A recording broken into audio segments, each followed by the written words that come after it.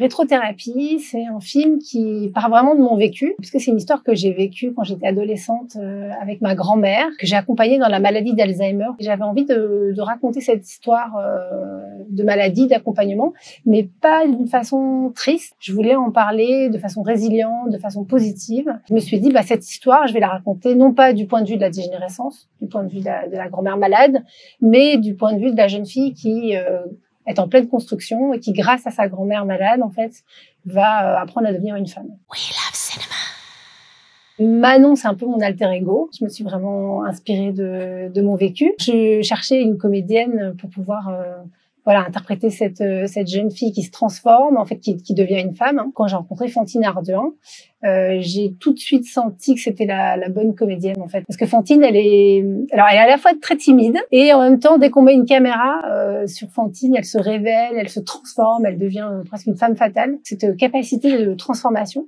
qui était super important, puisque c'était ça que j'allais filmer, c'est-à-dire un corps de femme qui change, quoi. Pour Hélène Vincent, alors je cherchais quand même ma grand-mère, j'avoue. Et en fait, je me suis éloignée physiquement de ma grand-mère pour trouver Hélène, c'est une femme que je trouve, même en tant que personne, est hyper inspirante. C'est une artiste, mais elle est ultra féministe. Donc j'ai ajouté ce côté Gisèle Halimi, avocate des femmes et tout ça. J'ai vraiment développé un personnage comme ça de grande féministe des années 70 en mélangeant toutes ces influences de femmes, quoi. C'est un film qui gravite autour de la maladie d'Alzheimer, de ce qu'elle peut révéler, mais c'est aussi un film qui parle de féminisme. Alors je dirais pas que c'est un film féministe, parce que je pense que le moment où Manon devient féministe, c'est le dernier plan du film, en fait, mais c'est plutôt tout le cheminement pour la quête d'identité, en fait, de cette adolescente qui devient une femme.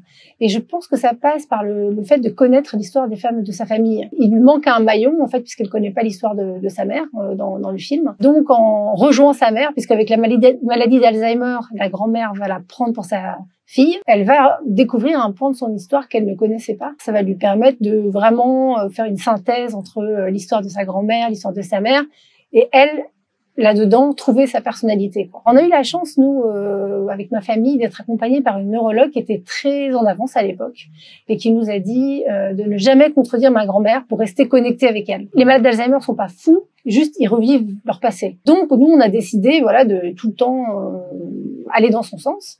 Et le jour où elle a commencé à nous prendre pour d'autres personnes, donc moi pour ma mère, elle est devenue sa sœur, chacun a changé complètement de rôle dans la famille et a accepté ça, en fait. Ça nous a permis d'aborder en tout cas la maladie avec plus de recul, plus d'humour et de casser un peu ce tabou qu'on a autour de cette maladie qui fait que on pense que ça doit forcément être vécu comme une tragédie. Le fait de rejouer comme ça le passé, ça peut être extrêmement libérateur. Donner des clés pour mieux aborder cette maladie, pour mieux la vivre au sein des familles, quoi. Enfin, en tout cas, moi, c'est un peu le but que je m'étais mis avec ce film.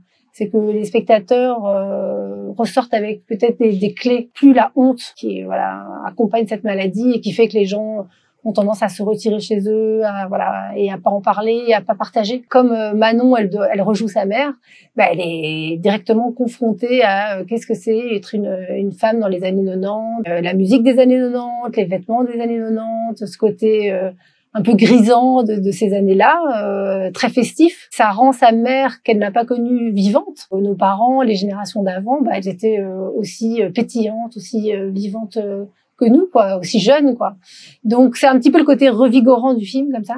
J'avais envie d'en faire une comédie légère, dynamique et qui est des petites Madeleines de Proust qui réveillent un peu le passé, mais de façon contaminante, on va dire. Alors le personnage du père, donc moi j'ai vécu avec mon papa comme ça, en papa solo, et j'aime bien cette représentation des pères pas trop virils, casser un peu cette représentation du mâle alpha. C'est un personnage qui a fait une grosse bêtise, on va pas spoiler le film, mais il faut lui pardonner. Et c'était ça tout l'enjeu du film, et c'est pour ça aussi que Olivier Gourmet, je trouve que c'était un choix un peu osé au niveau du casting, mais c'était un personnage auquel on pouvait presque tout pardonner, quoi. Et ça, c'était super important pour moi que on ne juge pas ce personnage masculin, mais en même temps, il a géré, quoi. Il a été un papa jusqu'au bout, il a fait tout ce qu'il pouvait pour se rattraper. Et ça, je trouve que ça vient un petit peu mettre de la légèreté aussi sur l'attente qu'on peut avoir sur les hommes et aussi les libérer. Le féminisme, c'est pas que libérer les femmes. Je pense que c'est aussi libérer l'image qu'on se fait des hommes et Et je trouvais qu'Olivier, il amenait cette douceur, cette fragilité, enfin qui moi me touche en fait chez les hommes, quoi. Le défi, ça a été quand même de faire une comédie, mais c'est très technique hein, au niveau du rythme. C'est un petit peu que du papier millimétré, quoi. C'est le rire, c'est parfois une demi-seconde de décalage et c'est plus drôle, quoi. Ce qui était très chouette avec les comédiens, c'est qu'on a fait une sorte de laboratoire. C'est que à chaque fois, les comédiens me proposaient des choses différentes. Jamais ils refaisaient la même prise. Ça a permis au montage de vraiment faire évoluer les personnages, un peu comme de la broderie, je dirais. Et c'est vrai que les comédiens se sont vraiment prêtés au jeu, quoi. Alors moi, ce qui me touche dans les retours, évidemment, c'est les personnes qui sont confrontées à la maladie. Là, au Festival d'Alès, il y a une dame qui est venue nous voir et je viens de voir votre film. J'aborde cette maladie différemment, de façon un peu plus légère, un peu plus joyeuse. Je veux vraiment faire un cinéma pour les spectateurs. Pour moi, c'est quelque chose d'hyper important de pas faire un cinéma élitiste. Si ce film peut permettre un peu de libérer des gens qui vivent des histoires difficiles avec cette maladie d'Alzheimer, c'est un peu le défi que je me suis mis et ça me touche quand le public me dit j'ai reconnu. On est en train de vivre ça et on va y arriver, on va s'en sortir, on va en faire une belle histoire en fait.